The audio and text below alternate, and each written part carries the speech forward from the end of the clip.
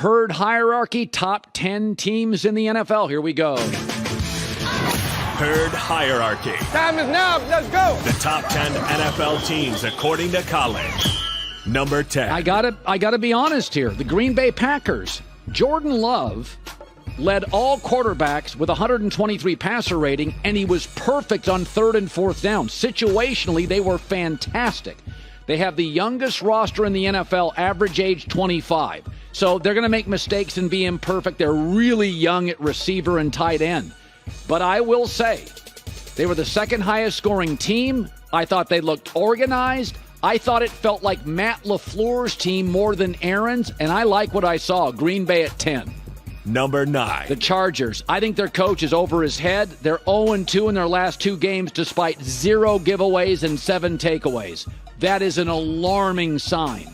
Their defense is 29th ranked scoring defense and 27th total in the Brandon Staley era, and they spend more money than anybody on defense. They may have the wrong coach. My guess is today they do.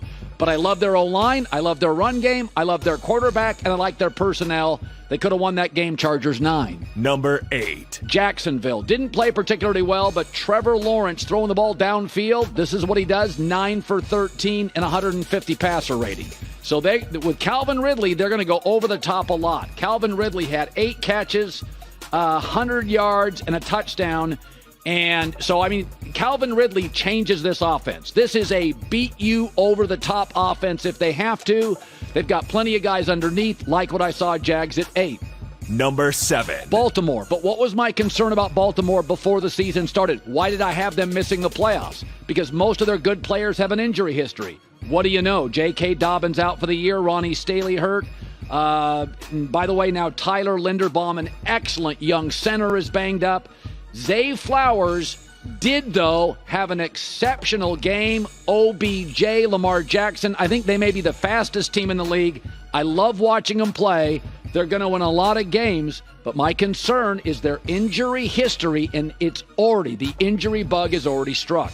Number 6. Detroit Lions, 9-2 over their last 11 games. It's a good football team with a great offensive line. Jared Goff, 359 straight passes without a pick.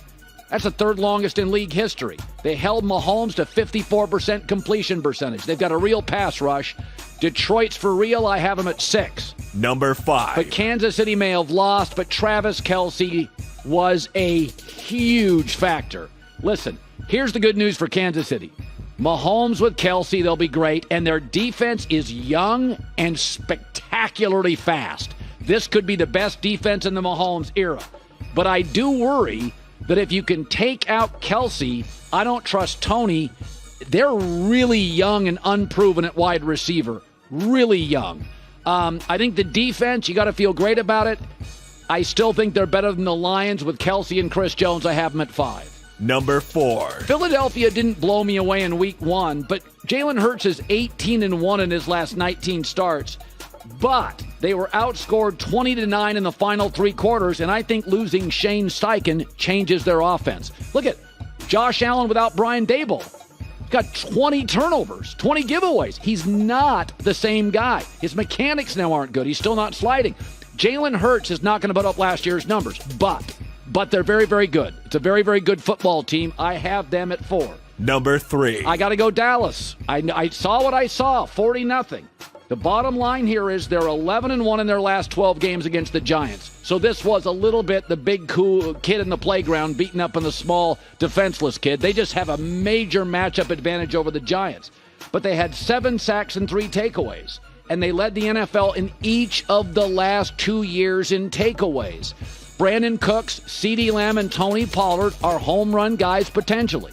Their O-line, I thought, was better than I suspected. Listen, last 2 years, they lead the league in taking the ball away. This is what they are now. It's not a fluke.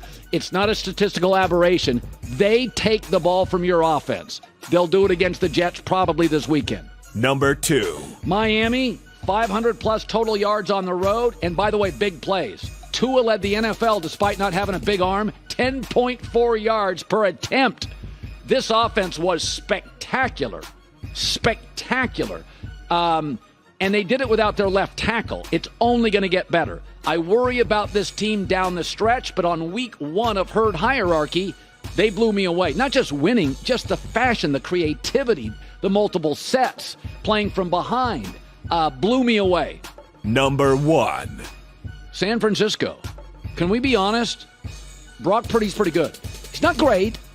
Nobody's saying top 10, but the kid's more athletic than I gave him credit for. He led them in 6 scoring drives.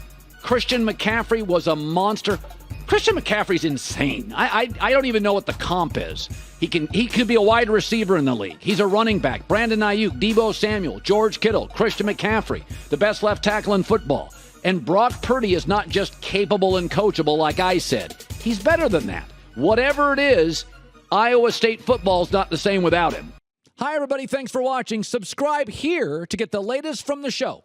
Also, be sure to check out more of the best clips from The Herd or go watch a few segments from other shows on FS1.